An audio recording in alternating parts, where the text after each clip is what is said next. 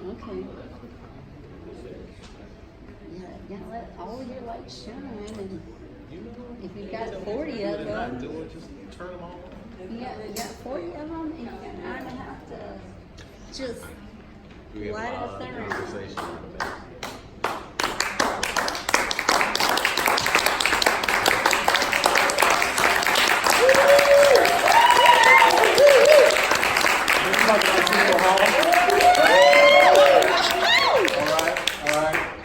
Welcome everyone to Writers in Conversation. Thank you so much for being here today. I'm super stoked about the show that we're about to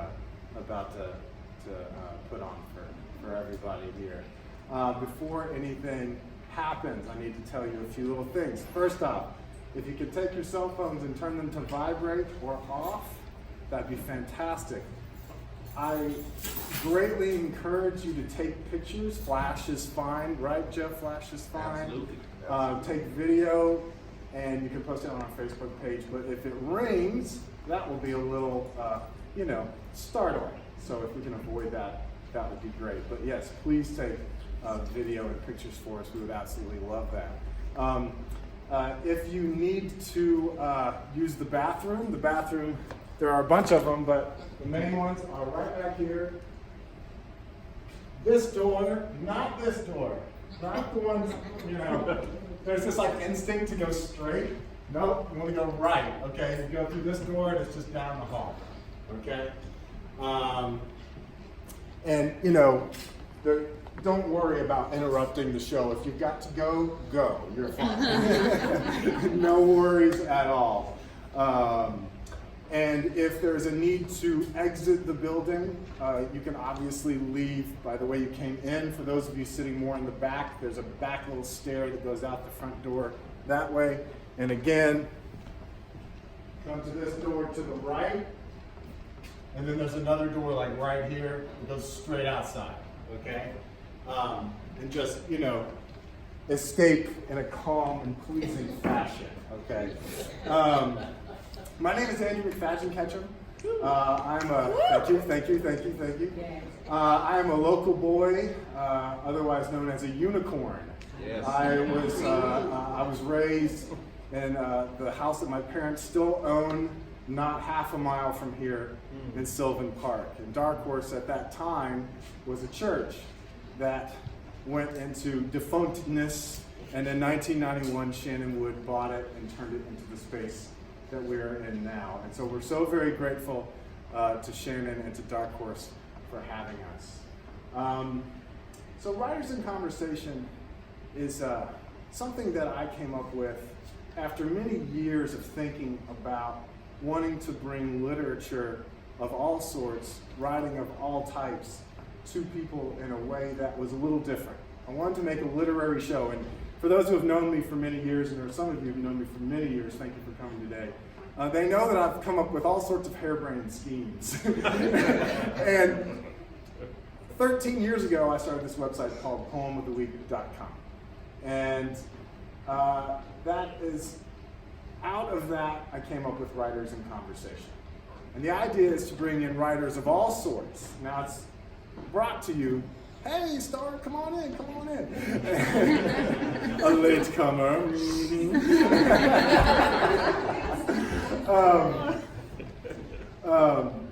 Where was I? Writers in Conversation, poem. Okay, so Poem of the Week obviously focuses on poetry. And when I came up with this concept, I decided I want to bring writers of all sorts. I want to bring poets, screenwriters, playwriters, scientists who write articles for people to learn about their lives and how to make them better in the world and how it's working. I wanted to bring in journalists, activists who write a blog. Any kind of writing, I'm interested in having that person come and perform their work and then sit down with me to have an intimate conversation about what it is that they do. A note about this conversation, there's no plan. Like no plan, okay? That's not true, there's a little bit of a plan. Okay, but this is a legitimate conversation. Jeff has not received questions in advance, and I have no clue what he's about to do with all of this, all right? I don't know. This is one of the delights of this show, is the writers come and they do their thing, and I don't know what they're going to do. So I'm an audience member, and ultimately at the end of the day, this is really just a hedonistic enterprise because I really want to see great writers do their thing. All right, so I want to give a quick plug to the play that we are on the stage of. Another neat thing about this is every single show, we have one a month. I don't know what set we're going to be on. So let's see. This is Jeff's. This is Jeff's. This is ours. The rest is part of the play that's going on right now. It's called Holding the Man. It's going from August 9 to 24. Today's the 20th? So we have 4 more days of this. And it says, against the odds, Tim and John develop a relationship in the 1970s. Feels 70s-ish, yes. That for 15 years survives everything that life throws at them until the only problem that love can't solve turns up to part them. So if you are a theater goer or not a theater goer and you want to become one, Darkhorse has been doing this for a long time. It's one of the premier small theater company or small theaters here in Nashville. You should come and check it out. Before I introduce you to Rev Jeff, in September we have Sean Witzel. He is an activist, a playwright, a journalist. He does a ton of shows here at Darkhorse. He is Darkhorse practically. Okay, so he's going to come and perform from one of his plays and sit down and talk with me. And then we're skipping October because I need a break. Halloween, you know what I'm saying? All right, and then November we're having Jeff Harden, who's a poet and professor. His 6th book just dropped, and he's going to read his poems for us and sit down and have a conversation with me. And then in December, this is not 100% yet, but I believe we're going to have Julian Vaca, who has published a young adult novel, and he, if you know Bookman and Bookwoman, he was sort of one of the main people there for many years. So we're very excited to have him. And then we're going to be in 2020. Can you believe it? Yeah. It's going to happen. We can't avoid it. Okay. So I'm going to get to Jeff here, and then I'm going to get out of the way. Now, Jeff here has a lengthy bio because he's a lengthy individual. I'll take that. He said the other day in fellowship, what was it you said? You can be long if you're on, or as long as you're strong. Long, you can be long as long as you're strong. He's got a long bio. Reverend Jeff obafemi. Yes. Obafemi.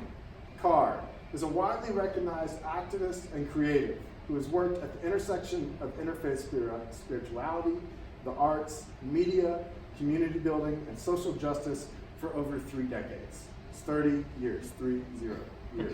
He is an award-winning filmmaker, writer, and activist who has authored 3 books, 7 full-length plays, and provided close to 100 commentaries on National Public Radio. That's 100 commentaries on National Public Radio. I have provided this many on National Public Radio. In 2015, Reverend Jeff, as he is popularly known, brought international attention to the plight of homelessness and affordable housing in Nashville by living in a 60-square-foot micro home for 45 days. After crowdfunding over $60,000, Carr partnered with Dwayne A. Jones Construction to build and install Nashville's first micro-home community for the homeless, sparking innovative housing models that many other organizations, both locally and nationally, have since adopted. We will be talking about that this evening. Reverend Jeff is the founder and chief spiritual officer of the Infinity Fellowship Interfaith Gathering, one of Haynes Middle School's outstanding community partners this year.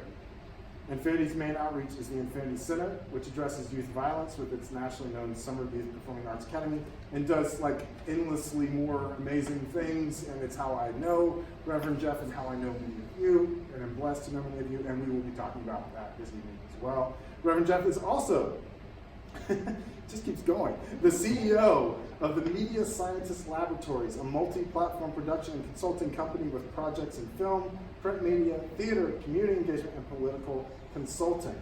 His list of partners and clients include the Discovery Theater of the Smithsonian, I'm just going to say it again, Discovery Theater of the Smithsonian, the National Black Theater Festival, the National Black Theater Festival, and the Tennessee Performing Arts Center TPAC Education. His award-winning fraternity hazing documentary, He Ain't Heavy, Pledging Underground, is now streaming globally on the Urban Movie Channel. I'm starting to feel inadequate. A graduate of Tennessee State, not that unusual really, a graduate of Tennessee State University and former student government president. He also holds a Doctor of Arts in Divinity and Spirituality from Belford University International. And here's the best part. He is married to an equally powerful fistite, Kenitha Carr, and together they have 5 children. I mean, there's a lot of numbers in this bio. 5 children in age range from 24 to 7. Let's give Reverend Jeff Carr the greatest possible welcome.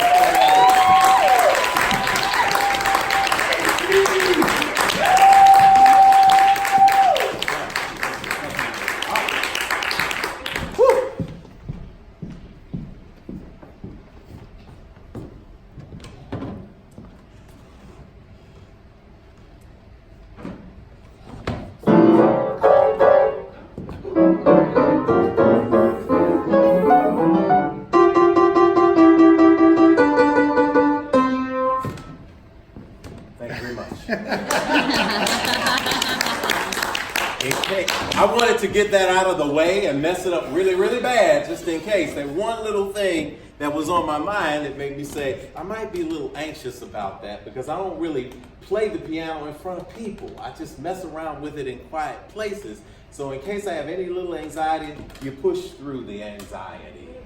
That's what you got to do. I won't be here long. Hopefully I'll be here strong. When Andy asked me to come through and to talk and to share and to perform, I started thinking, what can I do? Where can I pull from? Do I come and bring a costume out? Do I recite poetry? Do I tell stories? Do I sing songs? Do I talk about my life in the theater? Do I talk about my life in film? Do I talk about my life in spirituality, politics, education? Any number of these places where I've been and exercised my voice. And it hit me, just talk about it all. But don't take too long. So exercise the 5 B's, which are be brief, brother, be brief. I learned that at Tennessee State University. Tennessee State University helped me find my voice. I had some great professors there. I had W. Dury Cox, who taught me what Shakespeare said when I was showing out and acting crazy and trying to get attention for the first time as a 18-year-old freshman. He said, son, there are no small parts, only small actors. Taught me to stand up. And one of the reasons why I love theater as a basis for everything I do is something that the great Dr. Thomas Edward Pogue said. Thomas Edward Pogue was the first African-American male in the United States to get 3 degrees in theater. He founded the Theater and Communications Department at Tennessee State University in the days when they were producing people like Moses Gunn and eventually people like Oprah Winfrey. So he had a lot of shoulders to stand on. But he was in an interview and he got asked a question, and when I heard his answer, they wrote it down, they told us to memorize it years after he had died. I didn't get to physically meet him, but I met him through his words. Dr. Pogue was asked about why he did his craft. And he said this, quote, I think I love and cherish all arts as equal. Only my own do I put above the rest because in it I find a union and culmination of all the arts. It seems to me when God conceived the world, that was poetry. He formed it, that was sculpture. He varied and colored it, and that was painting.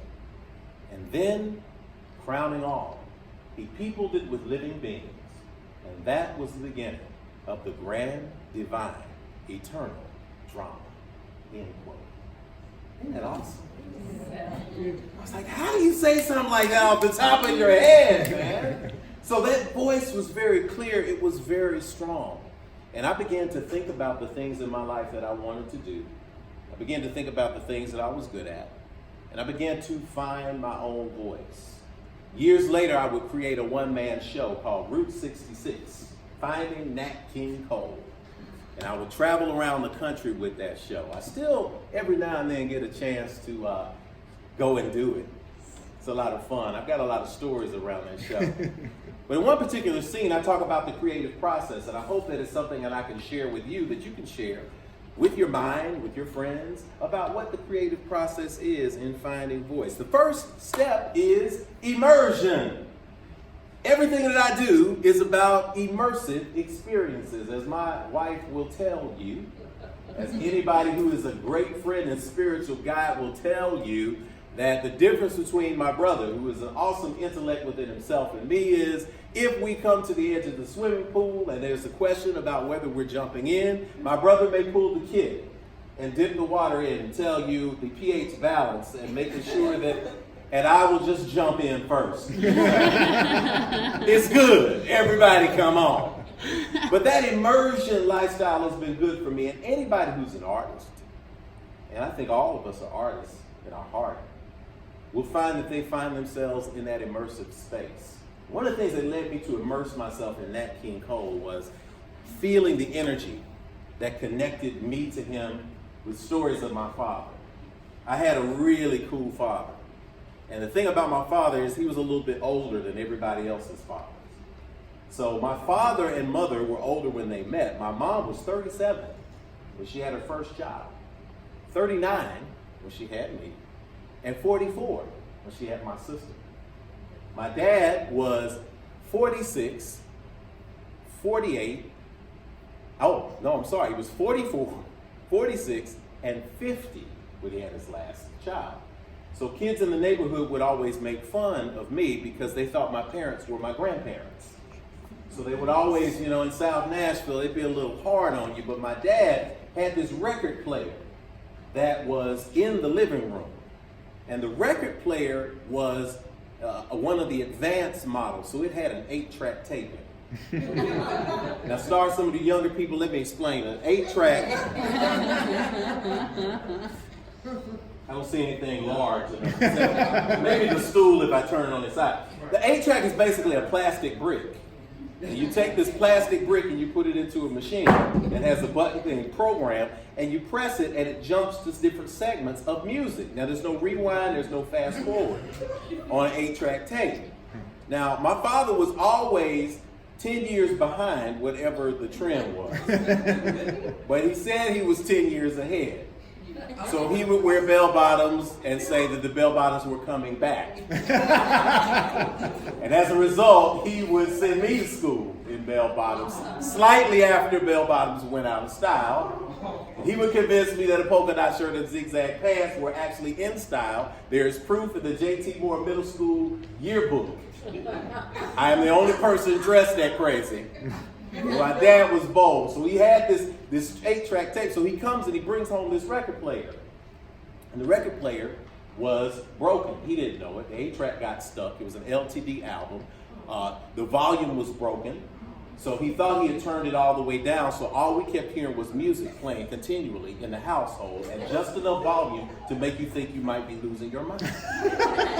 So it was so low that it was not loud enough to make it out, but it was so low you knew something was going on. So you're walking through the house and you keep hearing, you're like, do I hear music or not?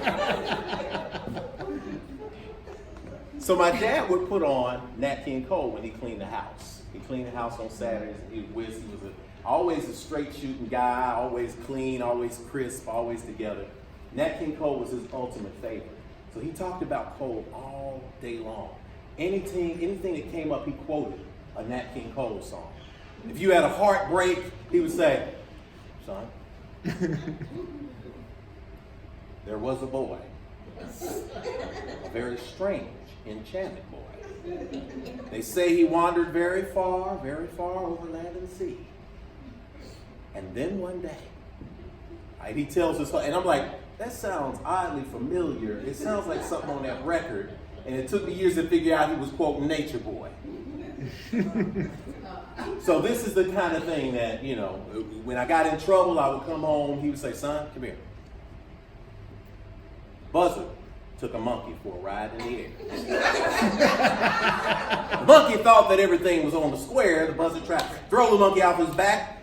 The monkey grabbed his neck and said, "Now listen, Jack, you better straighten up and fly right." Now, I thought it was a powerful wisdom until I actually started listening to the albums. I'm like, this dude is hitting me with Nat King Cole. But that was my immersive experience. So even as an artist, I had a special affinity for Nat King Cole. So when I would hear Nat King Cole, I would want to be like Nat King Cole. And when you're an artist, you go through the immersion phase. The immersion phase is when you learn everything you can about an artist. You just listen to every song. You can recognize everything they play. When you hear that,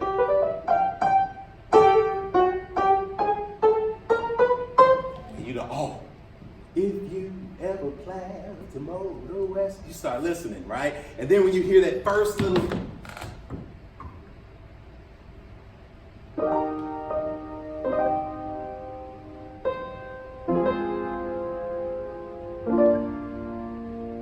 what's the song? Oh, good. You were immersed in Nat King Cole. Nat would say, when I fall in love. And you start to say, oh, I can see it, I can feel it. And see, my dad's most famous album that he left on the record player was a Christmas album. And so I learned to sound like that. But eventually, you begin to move from just immersion to the next phase of creativity. And that's imitation. You begin to imitate. So I could start to imitate Nat and hear all of those wonderful inflections that he would give. And I reached a point where I could sound like Nat King Cole.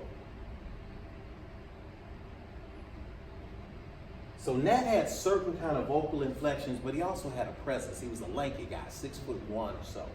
And he would blink his eyes because the stage lights were too bright. You got me on that?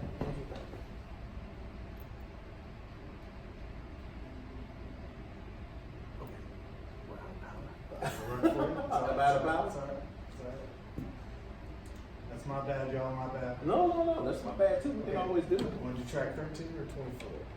Track 13. Turn it up for me. Oh, so start it again. This is why we silence our phones in the theater. That's good. We got one shot. All right. I want to take y'all back. Take it back to the top. Yes. Ladies and gentlemen, Nat King Cole. Chestnuts roasting on an open fire. Jack Frost nipping at your nose. Yuletide carols being sung by a choir. Folks dressed up like Eskimos. Everybody knows a turkey and some mistletoe help to make the season bright. Tiny tots with their eyes all aglow will find it hard to sleep tonight. They know that Santa's on his way. He's loading lots of toys and goodies on his sleigh. And every mother's child is gonna spy to see if reindeer really know how to fly. And so I'm offering this simple phrase to kids from 1 to 92. Although it's been said many times, many ways, Merry Christmas to you.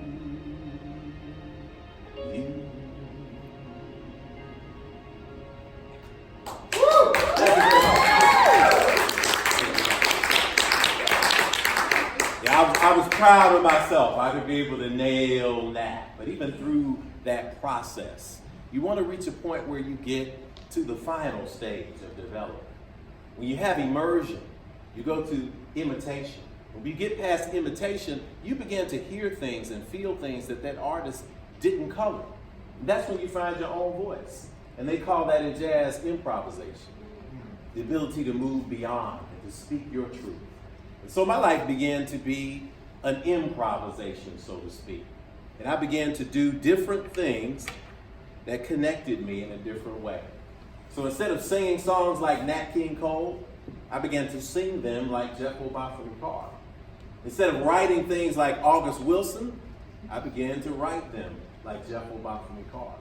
Instead of creating poetry and prose like Ntozake Shange, I began to write them and do them and execute them like Jeff Obafemi Carr. Instead of directing like Woody King, W. Dury Cox, Lawrence James, I began to hear and see new ways of telling stories. And that's how I found my voice over the last few years. My father made his transition years ago, 2001. And I got to sing a Nat King Cole song at his funeral. People thought it was kind of odd that you're going to sing a Nat King Cole song at a Baptist deacon's funeral.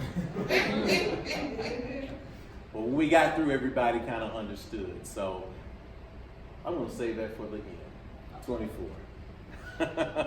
So y'all can hear that. Spirit just said do that. So when it came tonight, what I want to do is I want to take you through my clothes hamper. It's the legit clothes hamper, baby. I tried to wipe off the dust on the top. You know, I mean, hey. It is what it is. We keep it real. We keep it 100. So, I brought my clothes hamper because in this hamper it has some stuff that I need to move. It has some stuff that tells you the story of my life. So, let me tell you what I got in this clothes hamper. I've got the first plate for the first publication of the first and only newspaper that I published. When I was at Tennessee State University, I was the head of the Student Government Association, 7,500 students. We decided that Tennessee State deserved to have equitable treatment with every other state school that was funded. And so my senior year, we locked up the administration building and we held the campus for 14 days, including 9 days without food. And eventually the state of Tennessee, Governor Ned Ray McWhirter, who became a friend of mine, spent $120 million on the campus to improve it into what it is today. So when the kids are there and then you meet kids at TSU and they're talking and you say, how you like the campus? They're like, we don't have enough restaurants in the new student center. We only got 3 or 4. I'm like, 3 or 4? Try walking down to the corner store at Harper's at 4 o'clock in the morning through Hadley Park with no lights to get some old roasted chicken. Bring it in, just Harper. These kids don't know. When I graduated, there was a police killing. A young lady who was mentally challenged named Jackie Brooks here in Nashville. An officer shot her 5 times. 1 time with a pattern going up, 4 times with a pattern going down for approaching the car. He got off as justifiable homicide, and there was an outcry in the community. So as a result, 2 of my friends and I started a newspaper, and it was called The Third Eye. And eventually The Third Eye would grow to a circulation of 10,000 copies every 2 weeks, and it was one of the most popular newspapers in Nashville. We had an interesting crew, won't it? We had an interesting crew there, a little bitty crew who huddled together in an office in a building on Jefferson Street, in the Frierson building where the NAACP is. We had one little office that none of this stuff would fit in. And we would huddle there, print out what we were going to print out at Vanderbilt's Black Cultural Center. And we would bring it and lay it out in the old school way and take it to the Lebanon Democrat and have it printed on tabloid for us. And it was a fascinating process of extremely hard work that at 22 years old, I was pleased to be involved in because it taught me lessons. So in this little office and writing for this little paper, we had a guy named Greg Carr, who happened to be my older brother. We had a young lady named Monica Peak, who was going to Vanderbilt, just graduated from Vanderbilt. Greg said that he was going to go change the world. He was going to go to law school. He was going to go teach people. Monica said she was going to go heal the world as a doctor. I said I was going to create all kind of great things. And another young man named Anthony Jones, we called him Van, he said that he was going to get his law degree and go change the world too. Now, years later, after 11 years of publishing, Dr. Greg Carr is the head of Africana Studies at Howard University. And many people see him on Twitter, on CNN, and all over the world doing great things. Monica Peak is over a healthcare initiative in Africa where she does women's health and does great things. Van Jones is Van Jones of CNN and the Van Jones Show. He's a good friend of mine from a long way back. So the power in that little office that brought those great people together always inspires me. And as for me, I get to hang out with the greatest people walking the planet tonight. You, doing great things. Next thing, the theater. This is parcel of a play that I have called How Black Can I Be? Right? And it's absolutely spelled wrong. Because to be black in America is just wrong. Because we do wrong stuff. You give us instruments that are classical, and we end up putting them together with a blues meter and putting them together with polyrhythms and African rhythms, and we create something called jazz. You take away the doggone instruments and just give us mom and daddy's records and a mixer, and we start dragging the records when they go in the right direction. You drag them backwards and make a weird scratching sound, and then you let go of them every now and then and make a beat, and we create hip-hop. It's just so wrong. But then when you do the wrong thing, you end up creating something new, and you end up creating something beautiful. So my play, How Black Can I Be, is where I played 7 characters. I was pleased to premiere this play in Nashville at Fisk Memorial Chapel, to travel with it to the Ryman and across the country. And it reminds me that somebody has to do something to tell their stories.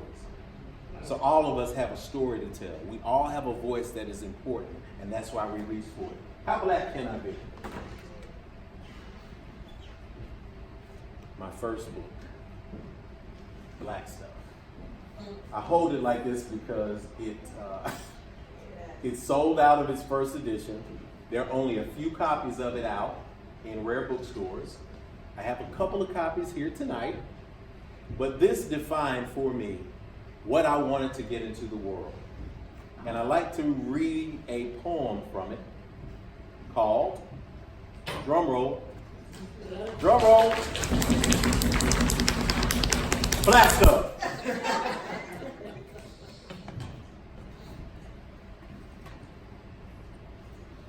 I want to see some black stuff, because black stuff is me.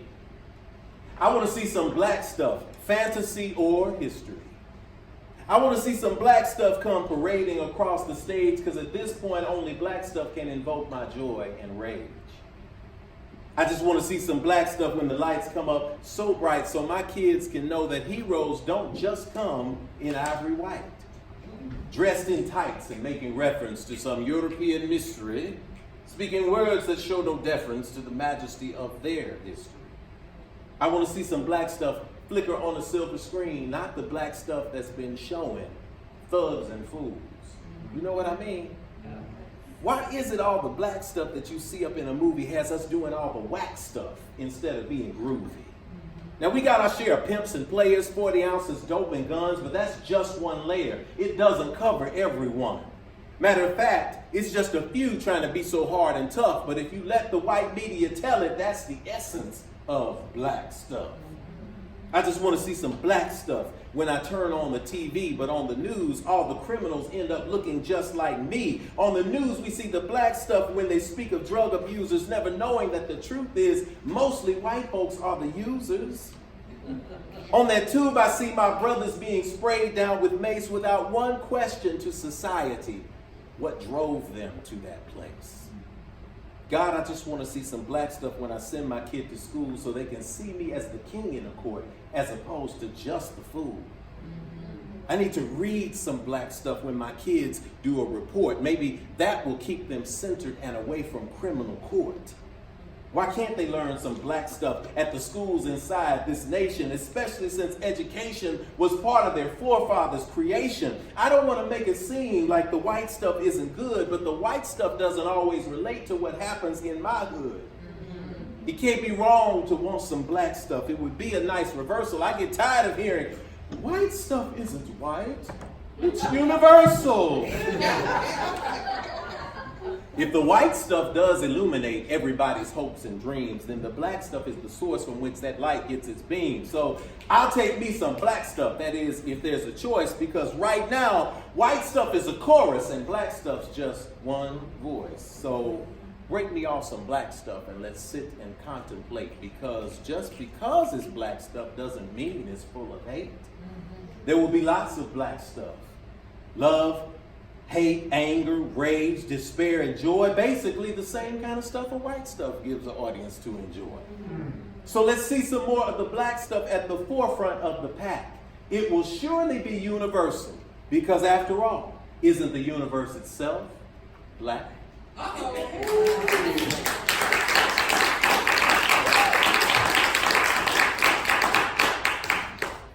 As I move into that space with black stuff, I wrote that book. That was my first book. I wrote that book when I was 28 years old. So it amazes me that, I had some things to say at that age that I thought were important. And it also amazes me that I can still read that, but that 20 plus years later, and still have things that are still going on. So how about that as an opportunity to make change?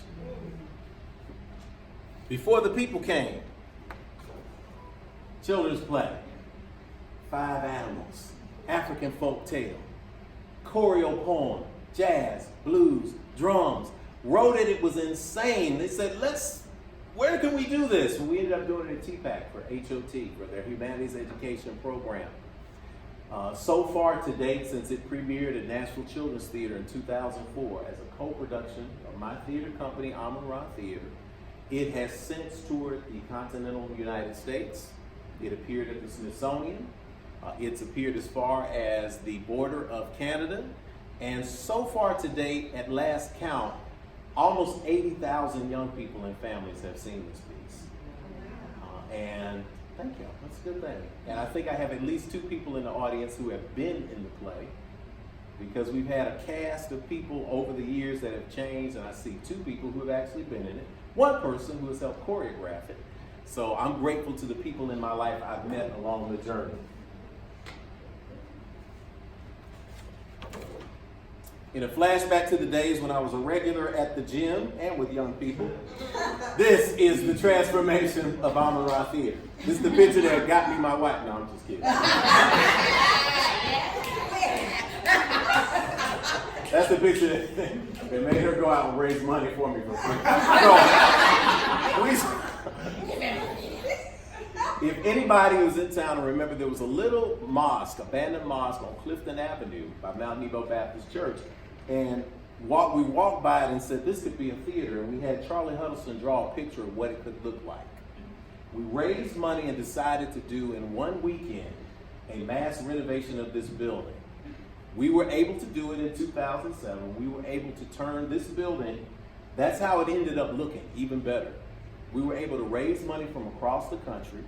We were able to get people to come in, mostly volunteers, donating everything from heating systems to a roof.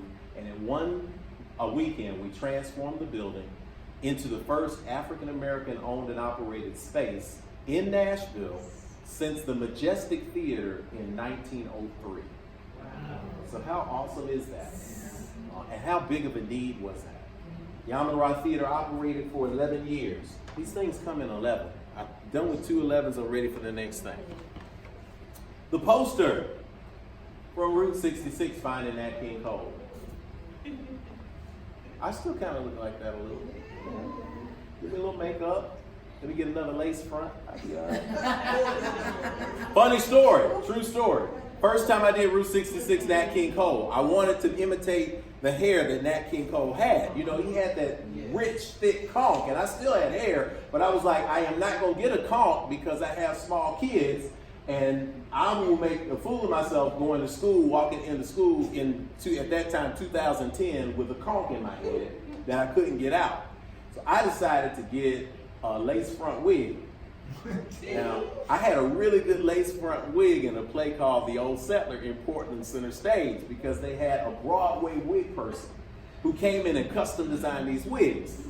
So, I figured, well, we don't have a Broadway wig person, and I don't have $1,500 to pay somebody, but they got some wigs down there, some short hair wigs, women's wigs, at Kim's Boutique that we could get.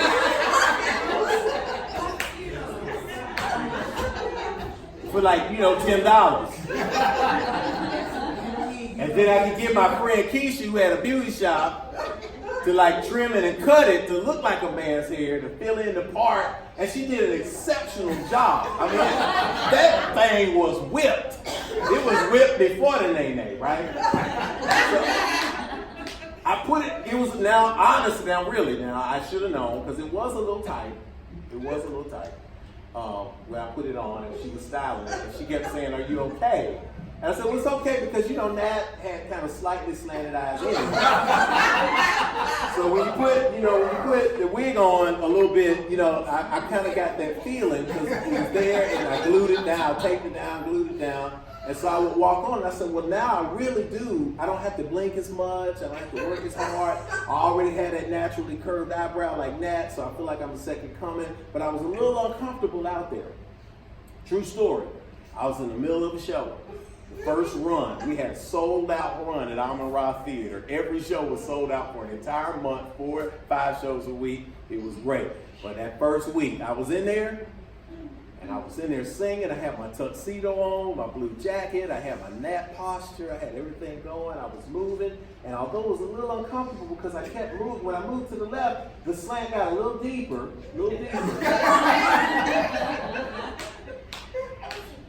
And so I kept saying, I'm going to be all right. I don't want to get distracted. I'm in the middle. I'm singing.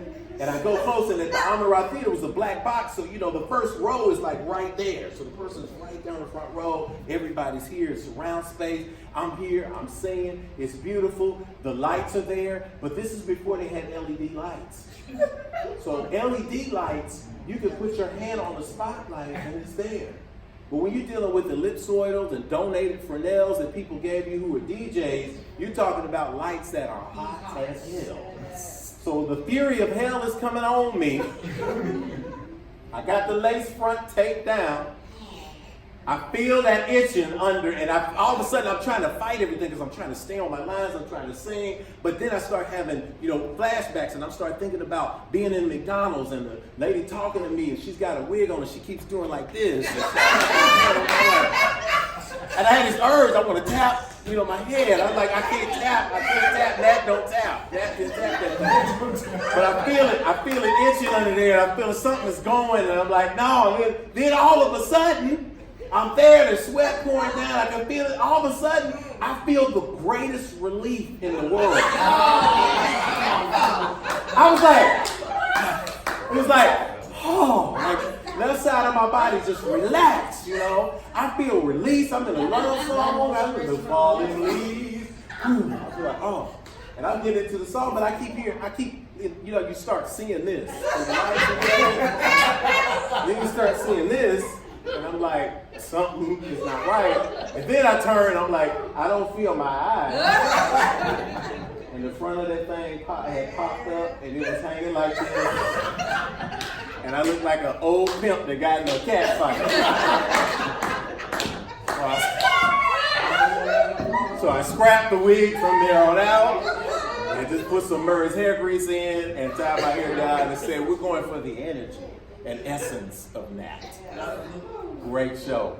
I met the great Takia Crystal Kima at the National Black Theater Festival, where Before the People Came she was one of the stars of In Living Color, a phenomenal actress, and loved the work so much. She said, what can I do? I said, I want you to direct Route 66. She came to Nashville and stayed here and met a lot of people and honored me with her presence to direct that show. Route 66, Finding Nat King Cole.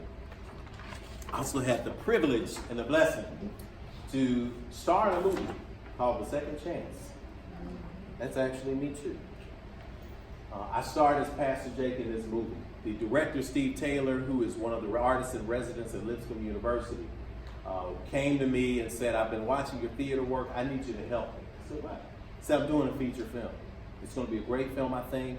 We're going to put it together. It's got some great things. Would you read the script for me? I read the script. He said, this is awesome. He said, would you, come and do a stage read, a table read? I said, great. I said, what do you want me to read? He said, I want you to read Pastor Jake. So I said, oh, the lead? Oh, yeah, man, I'm there. We met his house on West End. We're sitting around with other actors. I'm reading. We get through the table read. People are weeping. It's just one of those moments where you're like, man, I've lived my craft. I'm here exactly where I want to be. And he comes up to me afterwards. He takes me outside. He says, Jeff, I just want to say, you read that as if this role was written for you. And I said, thank you. He said, I'm so sorry that I can't give it to you. We're trying to get Don Cheadle. I was like,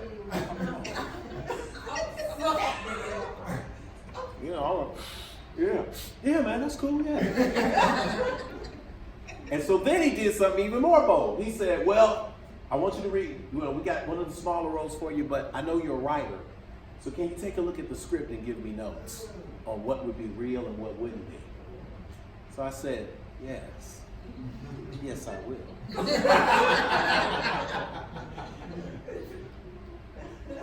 Dr. McDonald Williams, we went to his memorial this past Sunday. He lived to be 101 years old. He and his wife, Jamie Williams, were in the communications department and honors program at Tennessee State. They taught so many people. I came as a halfway bullshitting kind of freshman into their classes, and they taught a class together. And in terms of giving a speech, which was her job to critique, or doing the writing part, the paper, which was his job to critique, never in my life have I seen so much red on my papers before. They broke me down to nothing. So I decided to mimic their tradition with that script. I went through that thing. Black people will never say that. This is some racist trash. This here or that. You got the pastor washing feet. The other guy should be washing his feet. And I started thinking, I was like, because I'd never do this role. I would do this. The only way I would do this is this. I got to show the dignity of black people. I got to show all of this. And I gave it back to him, and he called me. He said, that was the most honest critique I've ever had of a script. And it was great. Can you come and work with the star to kind of help him, coach him? To help. This is his first movie. Can you help him? I said, sure thing. How about during the course of that training, the producers were watching a screen test, and they said, why are we looking for Pastor Jake? Steve calls me and he says, you know what? It's a no-brainer. I'd like to offer you this role. And that was my first time of an opportunity to star in a movie. And I got outside and I was welled up with emotion. And I was so grateful, and I got in the car, and I was just so grateful for having an opportunity to really shine my gift. And then I said, oh my God, I was real and honest with my critique too. So I get to be in a role that I'm comfortable with. And the way the universe aligned, I didn't have to compromise anything. So those are moments like that in my life that I've gotten to experience. Second chance. Second chance led me to a wonderful book. Leave God Alone. He's tired of you bothering him.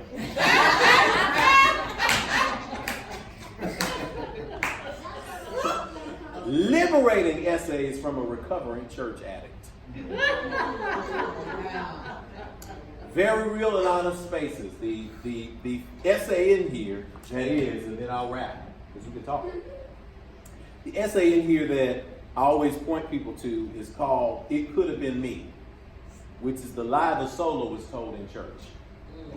So there was a soloist who was singing, and they went through, oh, it could have been me hanging on the cross. It could have been me that suffered through. And it could have been me. And there was something inside me sitting in church. I said, no, it couldn't have been you.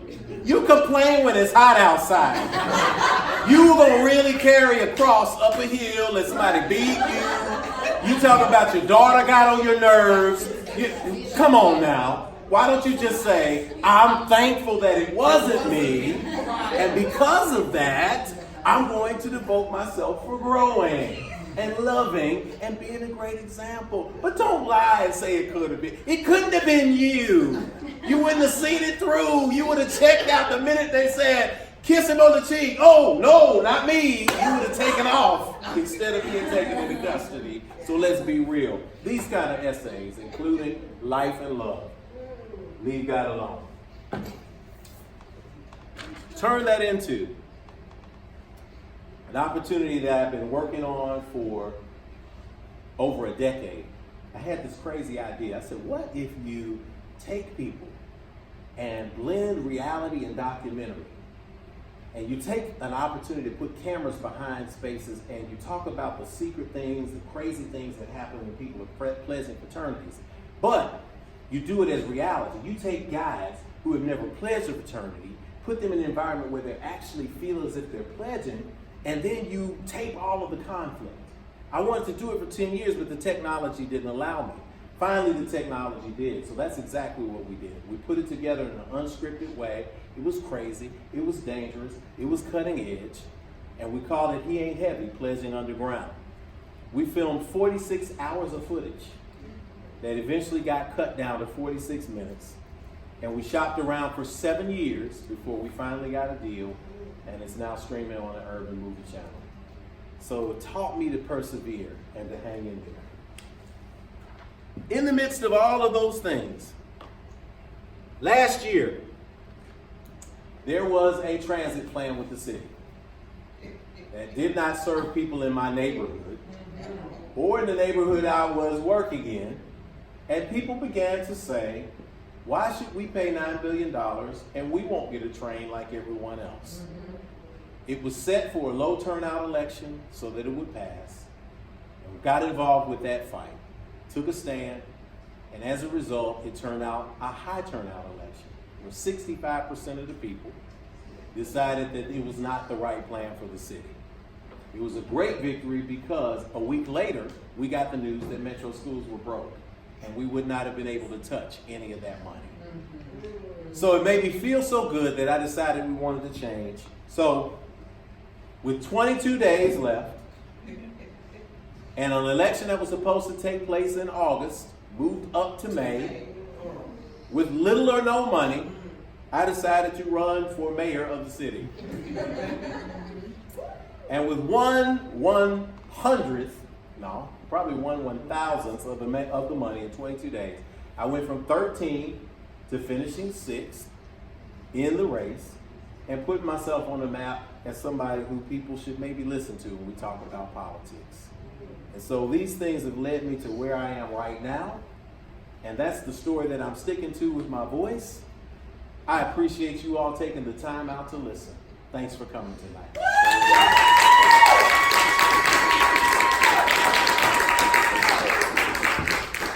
Let's give Jeff another round of applause.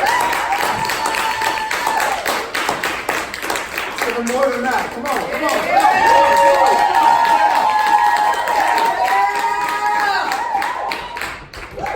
I feel like you could have gone on for like a while longer. I was packing this stuff up today because I was trying to look.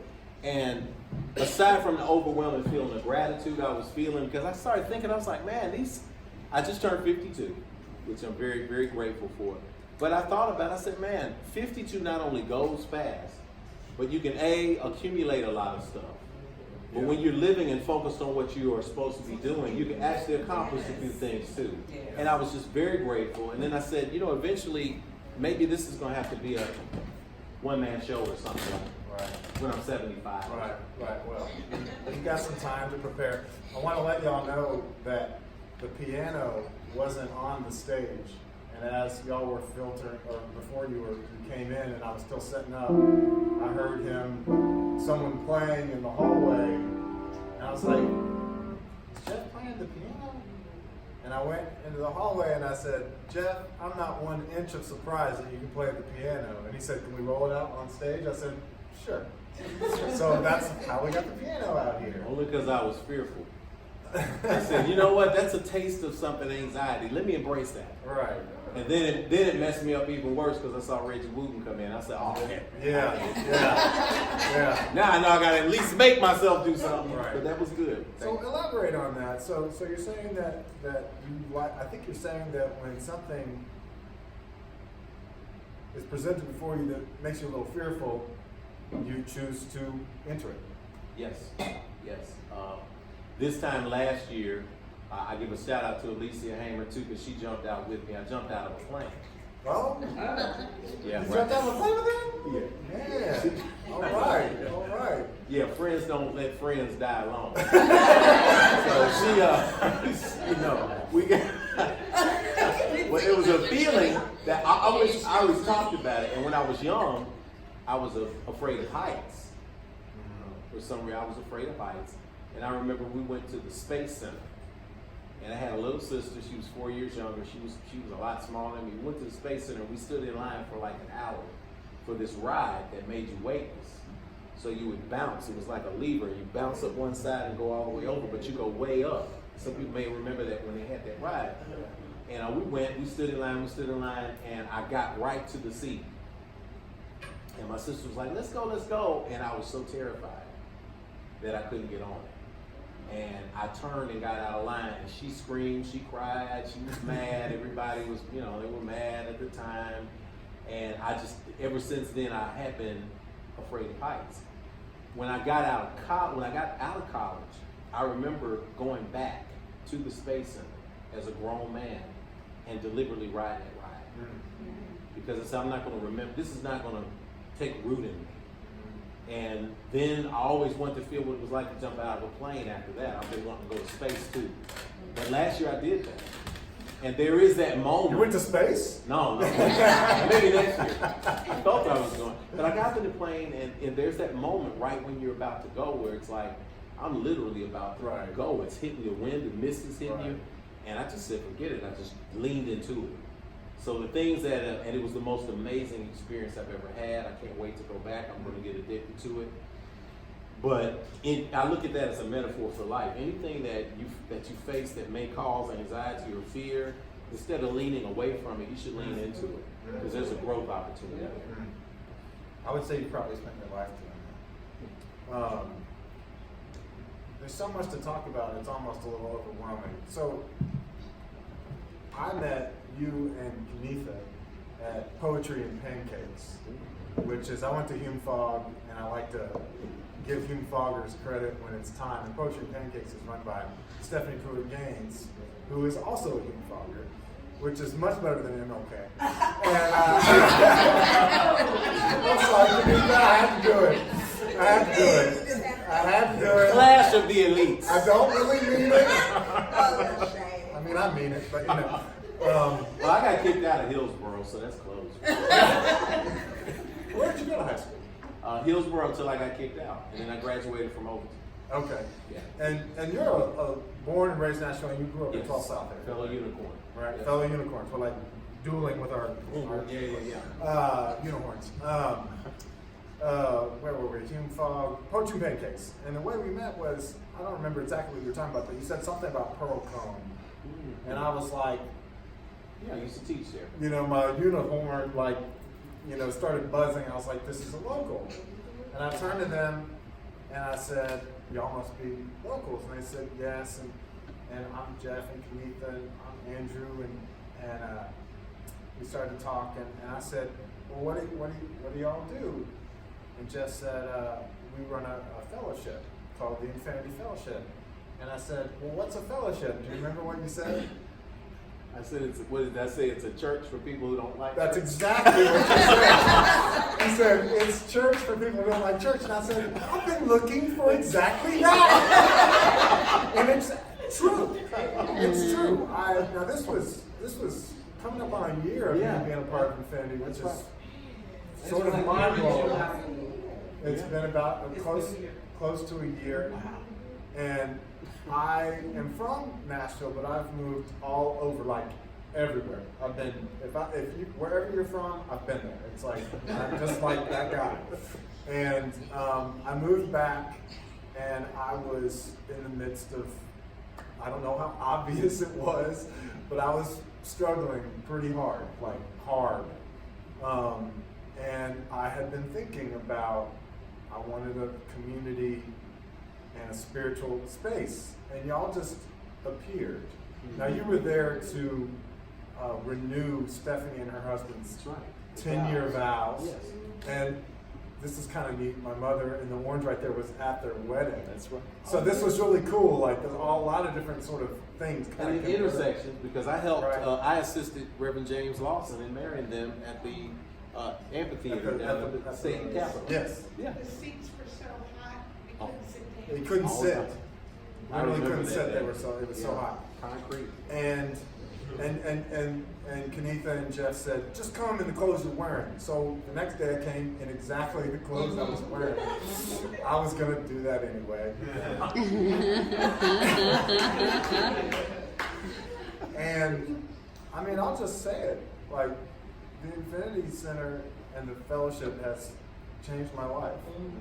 It has, amongst other wise decisions that I've made and lucky intersections, though there's no luck, have healed me. And so I just want to, we're going to zoom. Look at all that we got. Oh, to talk wow, about. man. Look at all that we got to talk about. Okay, so this is the Infinity Center.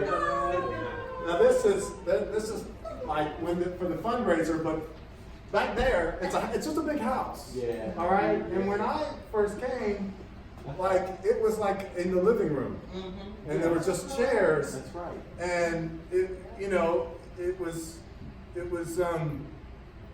I'm not sure what the word is, but it was kind of like, what is this? Like, what have I done to myself? It's difficult. We started in an actor's studio, Actors Bridge, who is now downstairs. But the actor's studio was down the street at Alan LaQuire's gallery in the back. And you had to go in the back, and then the restroom was in the center door here. So where's Maru? Yeah, Maru would come up while I was giving my message and walk to the bathroom. I remember him for that. He would come up wearing a cape sometimes. It was a very small space, but it was intimate. We had great memories in those buildings. And we outgrew that. We went to Coleman Adult Learning Center. And then we'd go to Coleman Park Community Center. So we were in a big room, and it was kind of easier to feel that. But then we purchased the center, but we weren't renovating it yet. So we had it in that little dining room, living room And I kind of had no space with idea. I folding thought y'all chairs. lived there. I was That's like, what people think. I It was like, in a yeah, house. It's like their house, and they just bring out some chairs and just Right. do the thing. So this is the back of it. Yeah.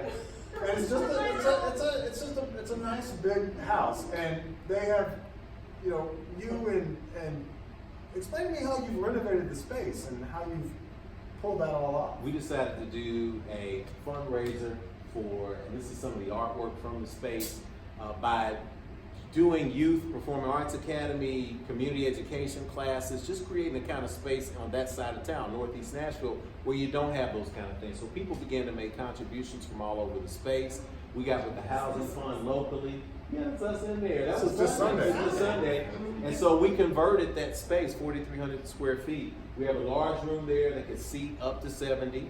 We can do theater shows, music shows there. We have downstairs with 3 classrooms, a multi-purpose room, It's not a recording great studio picture, space. but that's one of the That's classrooms. the multi-purpose classrooms, storage rooms, spaces to do events, and almost 5 acres of land. So we have a community garden in the back. So it's just been a real gift, and it's been a blessing to have so many people. That's the garden. That's the garden. That's Amaro right there. He's back there. Hey, Maru's famous. There he is. Look at that. That's more of the garden. Or the garden. That's your son Daniel. Daniel's working. Okay. And this is that's Kenitha there in the middle.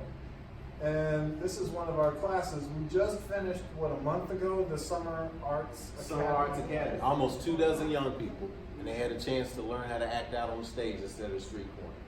And it was an awesome experience. The extravaganza was amazing. And Andrew got his first taste of instructing in the summer program as the creative arts writer. It was like, I was gonna say, what's your experience? How was that? It was like trial by fire. I mean, it was like, now I only taught 2 hours a day, but it was all day for 6 weeks. And, it was 20, 22. more than that. Yeah, it was And I had a group of 6 to 9-year-olds, and then, is that right, 10 to 14? Woo, it was wild. Like, I had to call Karen every day and be like, okay, here's what happened. It was like, every other day, one day, it was great. The next thing my parents had to put up with this too. I'd be like, oh, it was terrible. And by terrible, I mean, they just were full of energy and love and everything. But man, the extravaganza that we did was just, I mean, it was like watching little professionals out there. They memorized lines, they danced, they sang, they performed their original poetry and fiction. It was amazing. And It makes life worthwhile. it was really something. And here's my students all Yes, writing. That was when they were being good. I took pictures specifically of that. And so one thing that's interesting about the Infinity Center is, and this picture displays it. I'm sorry it's not as bright as I'd like it to be, but now these are pieces of art by Charlie Huddleston. Yep. Huddleston. Okay. And so, talk to me about the spiritual side of the Infinity Center. I mean, are you a Baptist minister? Is this correct? I'm that too. You're that too. Yeah, Right, recovered. Somewhere in here. Right. There's a lot of stuff in there. There's a lot of stuff. So just explain to me what it is you're up to spiritually speaking at the Infinity Center. You know, and I say this a lot at Infinity, and I think even the people who came out from Infinity tonight, because you get a chance to see like another side of me. I'm Reverend Jeff on Sundays and even through the week, but I haven't been actively in the arts a lot as much as I used to be. But I always say at Infinity something that Vine Davies Jr., a spiritual activist, said. He said, religion is for people who are afraid of going to hell. Spirituality is for people who've already been there. So if you've been through some spaces where there was something beyond doctrine. So when I was coming up, traditional church, taught Sundays, I was teaching Vacation Bible School at 12, got ordained as a Baptist minister, but then met friends who were in Islam. I met friends who were Buddhists. I met friends who were in all sorts of traditions, and I was studying with them and seeing that people had more in common than they had separate. But each time I was among them, there were people who were trying to say, we're right and everybody else is wrong. And that never made sense to me. It never resonated with me. It was never anything that worked for me. So I began a spiritual journey. I studied ancient spirituality that arrived from Egypt and other spaces. I studied the Lakota tradition of the sweat lodge and became someone who poured sweat lodges. I studied the Ifa tradition of West Africa, also known as the Yoruba religion, that is attached to religions that went throughout South America, went throughout the islands during slavery, and were hidden behind Catholicism during the transatlantic slave trade. So I began to put those things together, and as a result, I felt so wonderfully empowered and also so wonderfully alone that I felt like there was no place for people like me.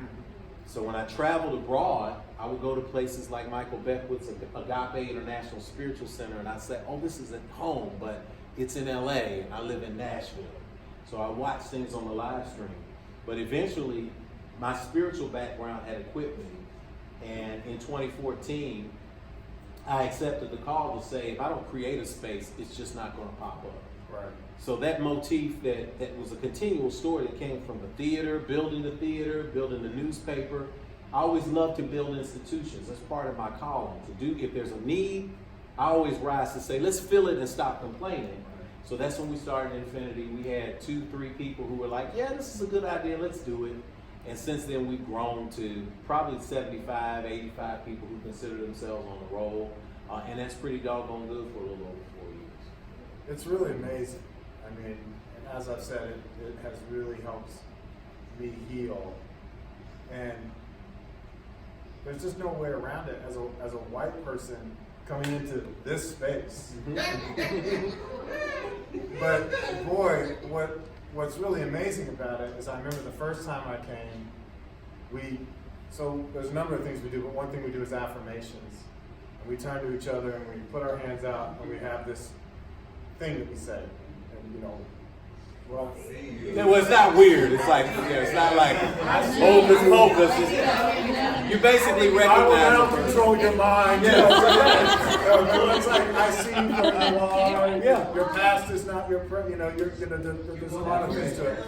And when we first started doing it, it was like, all right, now turn to the person, and I turned to Star. I know you're here, Star. Where are you? Oh, there you wow. are. And I didn't know what to do, so I just hugged her.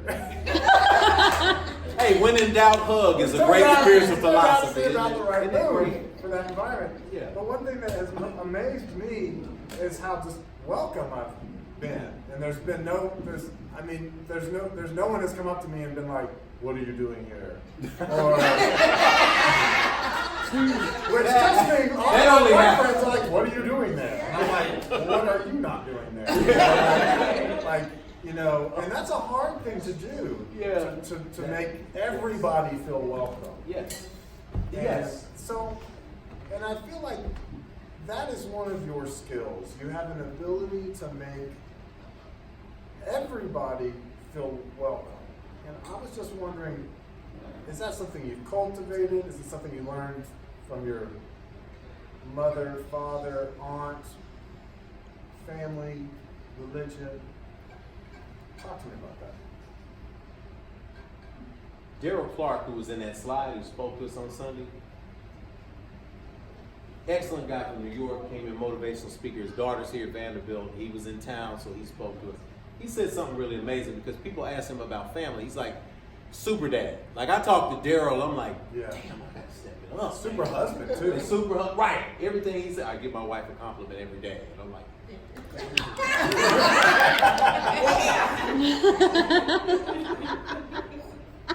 I coached all my son's Little League teams. I coached my daughter's track teams. I made sure that he's like a corporate vice president. I'm like,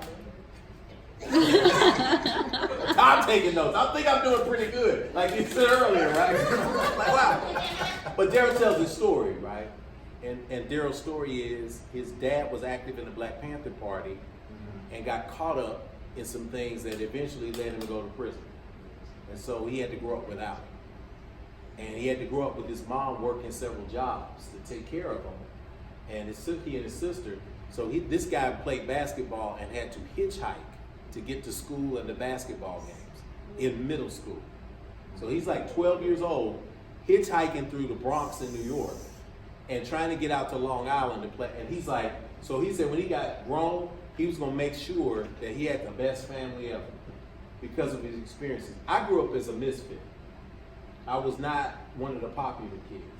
I was, believe it or not, when I graduated high school, I was 5'6" and kind of chubby. So I'm 6'2" now. I grew from age 18 to 19. I could sing first soprano until I was a freshman in college. And I would do it just for fun in the choir to do that. But while I had certain things that I did, I was always a misfit, especially in that middle of the stage, and you had to learn how to, joke with people and burn on people just to be sharp, keep from getting beat up in South Nashville back then. But I still always felt like I didn't fit anywhere. And people would always score the big ones on me, and it would just like hurt, and I was just like, it would just be like, man, this is bad. So what happened is, when that used to be something that I thought was a bad thing, as I got older and evolved, I recognized that it was a superpower. That I couldn't be there for anybody unless I had felt what they had felt. And I could be in a room of 100 people and stand there and look around the room, and in 5 seconds I could say, misfit, misfit, misfit. And I would go over and talk to them when nobody else was talking to them. So my heart for people who didn't fit evolved that way. And that everything there went into the calling and the space to create infinity, to create a space where you weren't looked at based on your skin color, your ethnicity, your gender, your sexual orientation, whatever it is. You're seen as a spirit navigating the human experience and not a human being trying to, have a spiritual experience. And that's where the energy is there. And it's difficult sometimes because of the mainstream society we live in. I used to do work, and we went on tours with Second Chances to a lot of mega churches, and it's easy to be in a minority, which is, I give you a lot of credit, Janet, a lot of people who come, Amber, a lot of people from different cultural backgrounds who come into Infinity and stay around. Even though they may be in the numerical minority, they're also in the spiritual majority because everybody's on the same vibe. When you're in a space where it doesn't matter, everybody gets along. But we live in a mainstream society. Where diversity means there are 9 white people and 1 black person. Oh, that's diversity. We're good. It's 2 black people. Oh, well, we're diverse. It's 3 black people. Oh, well, maybe we need to start a plant church in the inner city. And I was around that culture when there are too many black people. We need to have a plant church because it's making us uncomfortable. But just like if I tried to put on my son's pants, my lower body would be screaming because I could have worn his pants at some point. But now I've grown beyond those things. And to try to go back to a space where I'm not growing would be, it's insane. Right. You get pain because you're being encouraged to grow. So when we're in uncomfortable situations, the universe is saying to us, stay with it and grow and see what you get. And as much as you've gotten in infinity, I've gotten as much from you, and anybody that knows you has done the same. It's just been an amazing vibration all throughout, man. That's the kind of world I want to live in. That's the world we do live in. Well, We pronounce it. I wanted you to just notice something he just did.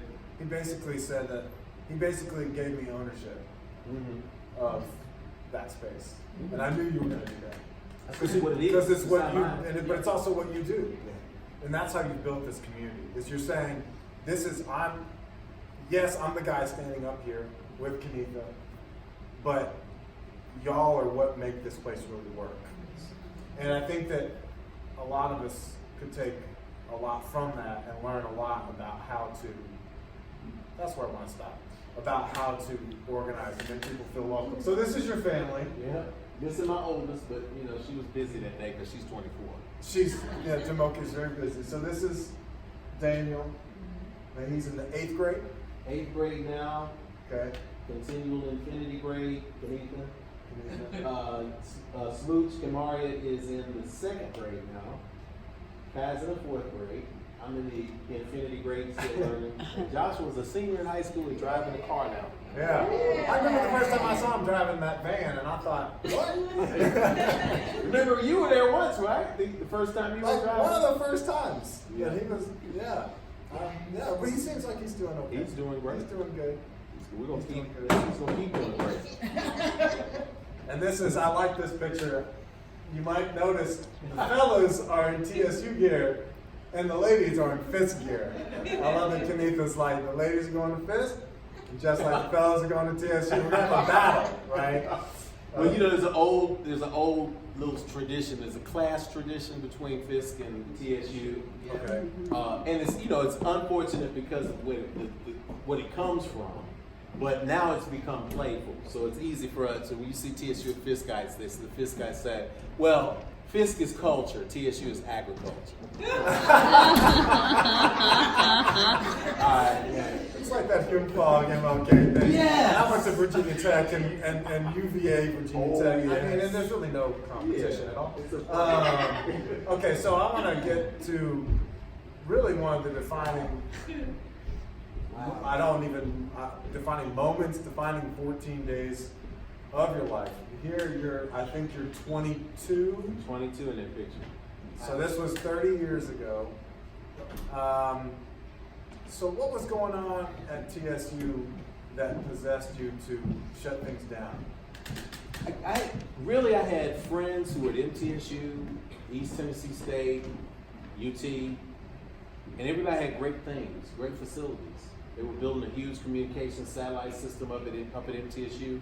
And we looked into the records, and Tennessee State was due up the upgrades. And for 75 years of its history, it received 1/2 of the state allotment that the other state schools got. And that's systemic racism. Right.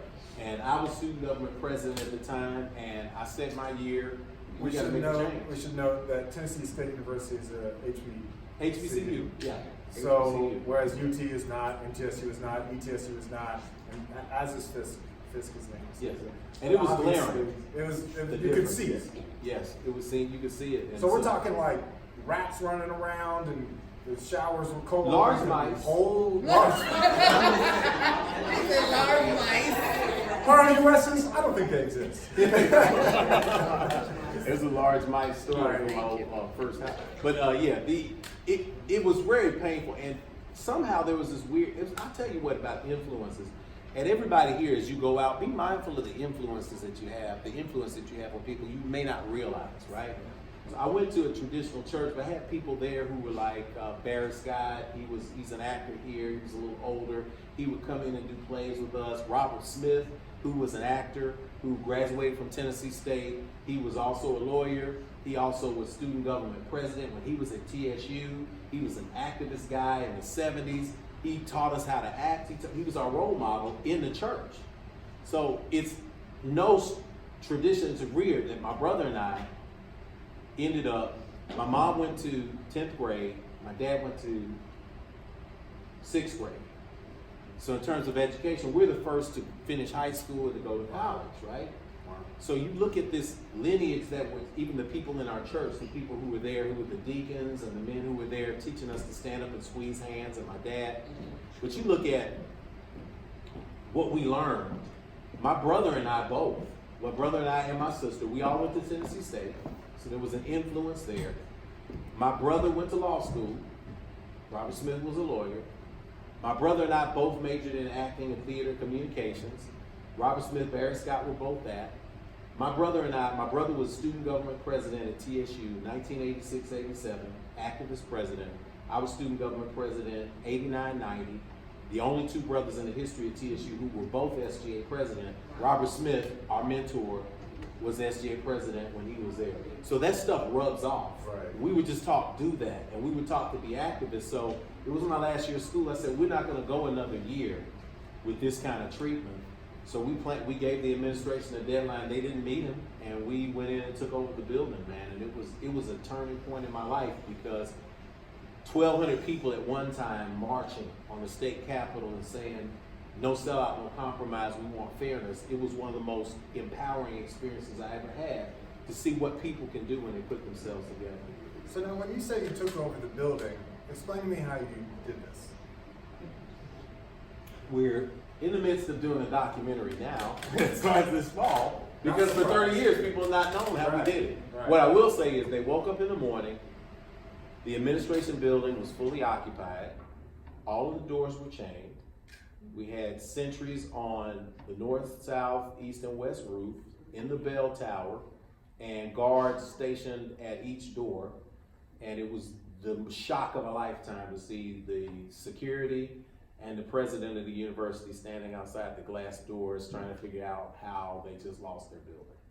I mean,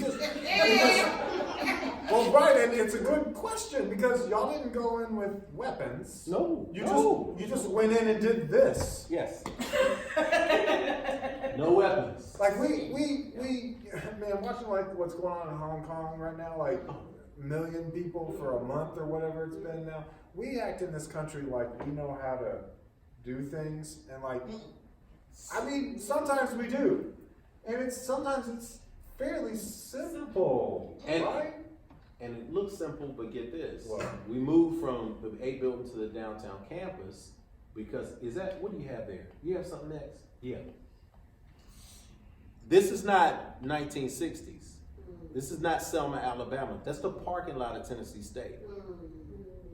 They ordered 150 policemen to the campus, dressed in full riot gear with shields and batons to try to move kids who were just sitting on the floor. In 1989, right? 1990. This place opened in 91. See? Just to give you some, I was 9. Yeah. I mean, this was. This is now. Not that long ago. There are people who are standing here right now who are still on the force right now. So you look at this, and behind, if that's the building, then back over this side, they had a canine unit squad that they were going to pull dogs out. And Michael Grant of the NAACP literally ran up to the van, and the TV cameras were there. And the ministers there, there were tears streaming down their face, and they're like, we're not doing this in 1990. We did this in 1960. Yeah, pulling out the And dogs. they pulled it up. Yeah. Pulling out the dogs is a little too familiar. Man, It's like, what are we gonna do? Water cannons next? Right. So we had to walk. They lined up in a gauntlet from the entrance to the building, both sides of the sidewalk, down the walkway, all the way to the street. They lined up in a gauntlet, 2 people deep, with those policemen with a shield. But we found out later, one of the cops said, I'm glad nobody nudged, because in the van, they were like, I'm ready to take some, the police were like, I'm ready to take some heads off. If somebody nudges you, if you see me swing, just start swinging. So we had to walk, we put the guys on the outside, and we had to walk arm in arm, and we walked like it was a death march. It was so slow. You know, when you do the marching battles in the marching band, you do this death march thing where you just go real slow, and it was just like that. We walked like that, probably 50 yards, just to try to get through the gauntlet, and there must have been 500 of us. And can you imagine how long it took us to wind down that staircase without making sure our shoulders touch one shield? Right. And no kid should go through that. No. It's, of course, still going on. Yeah. We're just going to take a few more minutes, if you don't mind. So then, like, you know, you decided to move to Ohio. You worked for this guy. Yeah, that was funny, man. You know, Barack Obama. We're just gonna kind of survey. He was an underdog. He was yeah. I mean, this was before he was. This is the week before. This is a week before Super Tuesday. Okay. And I was working with some people. They were like, "We're going up to do some work with Barack Obama." I said, "That's who I want." I ordered a yard sign. I paid the $25 for the T-shirt. And everybody here, my friends and my Democrat folks, I used to be in the Young Democrats and do a lot of stuff there, TISL and all that. And I said, they were like, "Look, Hillary's our person. Why don't y'all get behind?" I said, "She's not the one right now. I think Barack is the one. He's got a funny name. He's not gonna get it." Everybody was doing Hillary rallies. And I said, there's something about this guy. I went up, and a week later, Super Tuesday, Boom. Everything changed. Yeah. I was like, don't touch my yard sign. You gotta get your own. A yard sign costs $250. But I knew he was a real deal because that's in the basement of the Ohio State University in Columbus. It's in the basement of their arena. And we went in, and there were all these politicians and dignitaries, and everyone was shaking hands and saying hello and all that. And there was one dude in there who was like, "Hey, you good? You need anything to drink? Where you from?" And that was Barack Obama. Yeah. He was the one guy who was not acting like a politician. Right. And I was like, man, it's like somebody you grew up with. So I was glad to get a picture before he left out. It's not a cutout. It's a real guy. Yeah. This is you and Eddie George. One of my top acting students. Your play, Game Changer. What? That's a surprise. Like, when I do this, I prepare. Eddie George was your student? Yeah. Oh. You know, that's what. Well, some of the stories about that, and I never talk about it until Eddie started talking about it. So it was after that, it was like, okay, well, yeah. He was coming out of the NFL. He went to Dallas, and he was trying to get a contract. It didn't work out. The NFL is like a business, and if you're in the NFL, my brother-in-law played in the NFL for 7 years. They let you know really quick that you're interchangeable. You're just a piece in a machine. No matter how great you are, when they're ready to move on, they did. So he exited the NFL before he knew what he was going to do next. He hadn't planned. And so somebody told him, there's a guy, Jeff Carr, he works with people. It's kind of like life visioning, kind of help you get some things together. So he called me, and we sat down in Green Hill Starbucks, and he was like, I want to do some things. And I said, what do you like? He said, well, I eventually want to act. I want to do news commentary. I want to be on the radio and television and all that. I said, okay, well, that sounds like a real goal. I mean, are you serious about it? He was like, yeah, I'm serious about it. So I decided I was going to make him quit. Because, you know, you're a wealthy football player. You think this craft is just something fun to do. So I'm like, I'm just going to I'll take your money and make you quit real quick. So we scheduled a meeting, he came to my office. I gave him like master's level stuff to do. And a week later, he came back and he had it done. And I was like, okay. So for 2 years, we put the goals down and we worked on what he wanted to do. He wanted to do radio commentary, TV commentary. He did Chicago, didn't he? 2 years, so 5 years later, after all of the work, we put him on stage for the first time in God's Trombones. That's a play, Top Dog, Underdog. First play that he did at T-Pac. And then 2 years later, he opened on Broadway. And I mean, he's good. Yeah.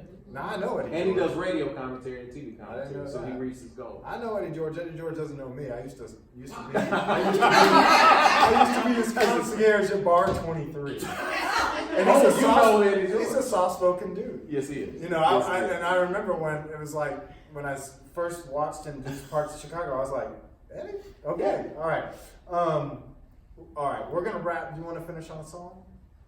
You want to sing one No, more? you got to give some questions. If you got One more some question. Well, okay. Let's see. Yes, yeah. Let's see. We've got. Well, you know what? Okay. Here's what I really want to do. First off, here's famous people that had the same birthday as you. And here's Whitney Houston and Deion Sanders. See? 52. I mean, like, you know, They're twins. like you're twins. You're legit. You were born on the Really? same day. Man. And this is what I want to do to finish. Uh-oh. Quick. I want to do a personality quiz. If it'll come up. Man, this is interesting. I know, right? This is really raw, transparent. It's a lean in moment for me. I'm gonna lean into this. So this is a personality test. And y'all can do it too, you know? Everybody can do it. Okay. Mr. Carr, what do you see? What do you see first? I see a man looking through binoculars. All right. I think that means you're a little bit crazy. What do you see? See a circle, blue circle. I see a face in the circle. Hair. Ah, I gotta look a little Look harder. at that. I got That's a blue right. circle. So there's a tiger in there.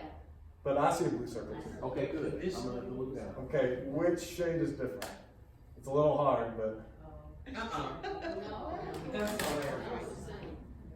it's a little hard. Wait, but which shade is different? Which shade is different? Yeah. The nun is None. the shade, right? Well, this is saying that. Oh, is it saying? Okay, I got you. Which shade is different?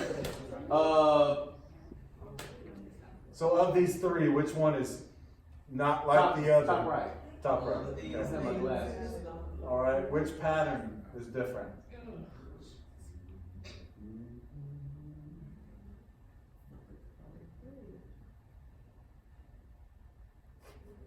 What did you really look like as a baby?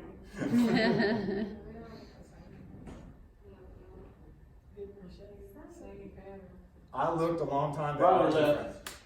They are different. What number do you see?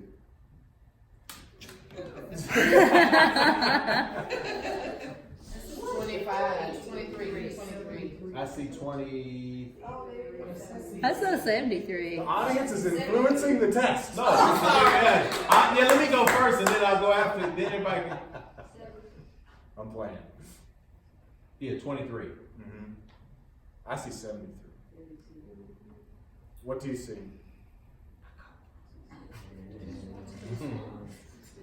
Two martinis. I might see that later. I see two swans. Okay. What color jumps out to you the most? Or are you drawn to the most? Purple. This one? No, top right. Is that, yeah. What's the first color you see? Yellow. Close enough. What's the first animal you see? Swan. Not the rabbit. Not the rabbit. What's hidden in the picture?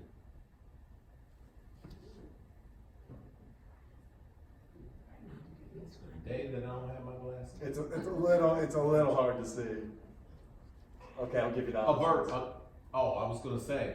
Bird. Bird. I saw a That's what you bird. said. Left, yeah. Okay, calculate. If this is something illegal, somebody just take me and lock me in the car. So I still got to go home with my kids. You are a realist. Wow. That is a blue circle. Nothing else will be tolerated. And logic. Nothing else will be tolerated. You're most likely a very honest and smart person. Most likely now. You rarely jump to conclusions unless you have enough facts to support whatever it is you're thinking. Some may say you never expect good things to happen, but you're just a realist. Good. Okay, good. So you're a realist. My reality, however, is that good things I am also a realist, which I think is. Any other realists out there? Okay, good. We got a few realists.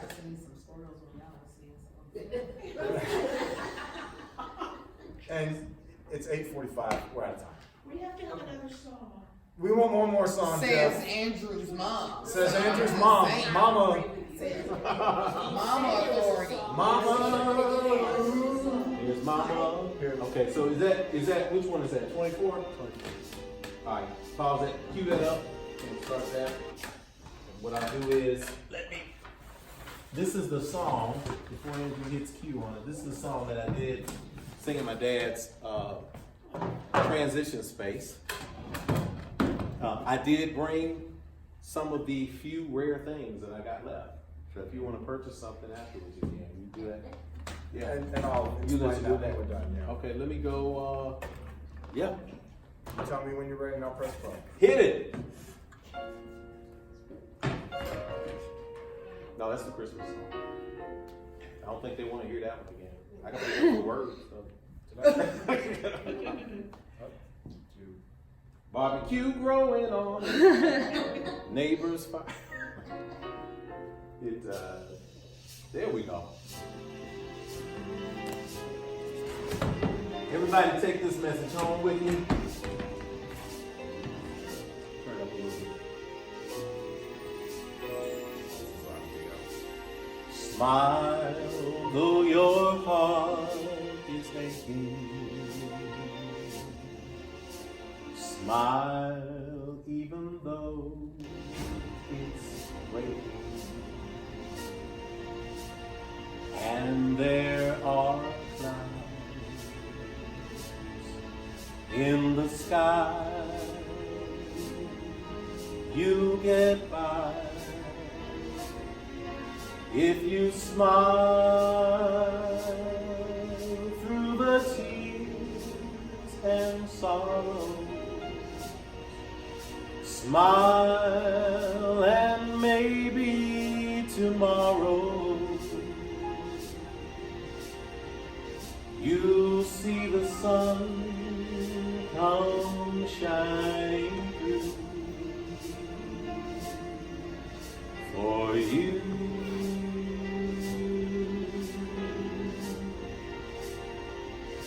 Light up your face with gladness. Hide any trace of sadness. Although a tear may be ever so near, that's the time you must keep on trying. Smile, what's the use of crying? You find that life, it's still worthwhile if you just smile.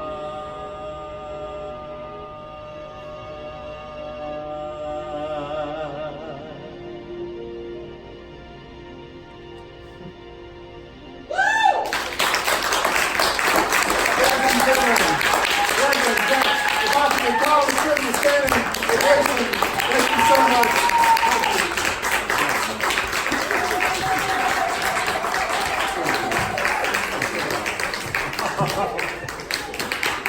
Thank you again for being here today. This evening.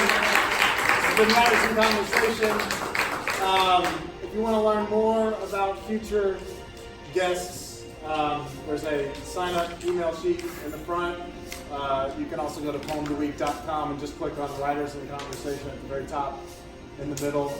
And you can find me on Facebook. If you came in late and you need to settle up with me, please do. Otherwise, have a wonderful evening, week, month, and this year of expansion. Yes. Just one more thing. Without Jeff and Kenitha and the Infinity Center and the Infinity Fellowship, Writers in Conversation wouldn't exist. So just one more round of applause for them and all the hard work that they do. Jeff will be out front with me saying thanks and goodbyes. You can buy all sorts of swag from him. Yeah. And that's it for tonight. Thank you again so very much. All right. All right. All right. Let's get some Marvin Gaye. Come on, man.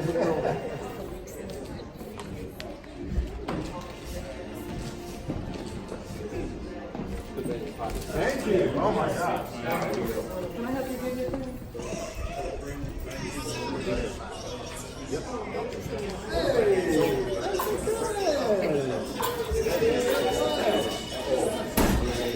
Thank you. Yeah, no, you're good. You're good. We just have to go with the show. Thank you so much.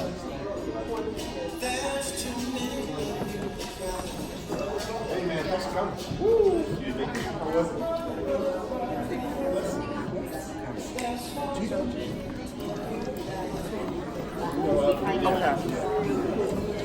I was waiting for You all right?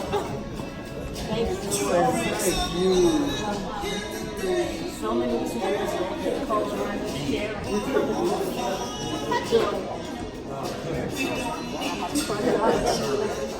Is that so? He had a special thing, man.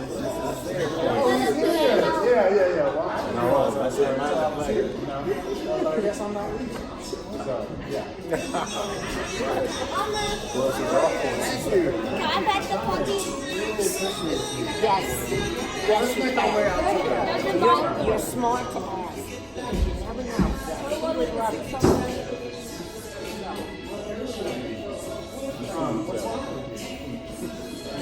Move my way to the lobby to get